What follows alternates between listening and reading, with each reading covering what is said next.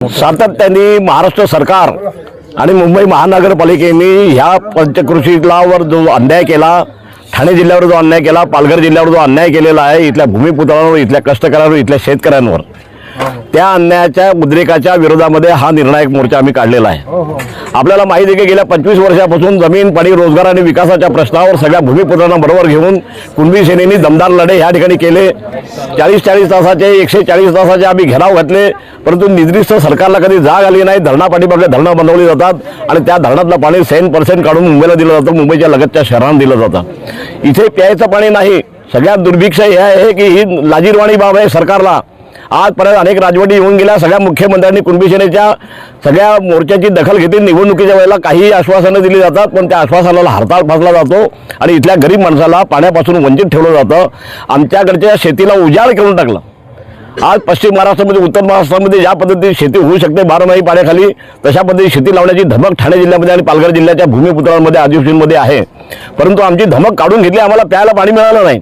धरणापाठोपाठ धरण, पहिलं धरण तानसा, दुसरं धरण वैतरणा, तिसरं धरण अपर वैतरणा, मिडल वैतरणा, जे भाषा धरण सिंचनासाठी बनवलं त्यातलंही पाणी काढून मुंबईला दिलं, मुंबईच्या लगतच्या शहरांना दिलं।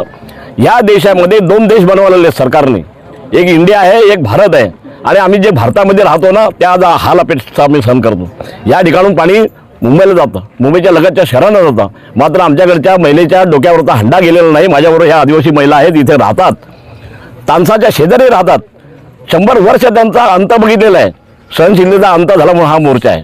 आणि आज जर निर्णायक स्वरूपामध्ये आमच्या मागण्या जर मंजूर झाल्या नाहीत आणि मान्य केल्या नाहीत, यापूर्वी 950 लोकांना आम्ही नोकऱ्या मिळवून घेतल्या, त्या आम्ही घेतल्या मिळून, आम्ही जागृती केली, जनजागृती केली। ज्यावेळेला सरकार झुकलं आमच्यासमोर, परंतु अर्धावट न्याय आम्हाला नाही पाहिजे, आम्हाला पूर्ण न्याय पाहिजे।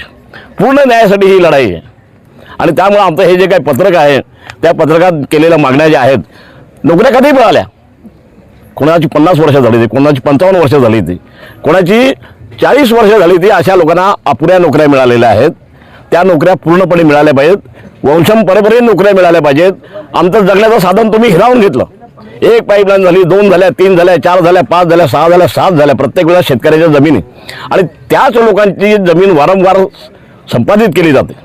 ही गोष्ट चिंताजनक आहे आणि संतापाची पण आहे, म्हणून त्या संतापाचा उद्रेक म्हणून आता हा मोर्चा आहे।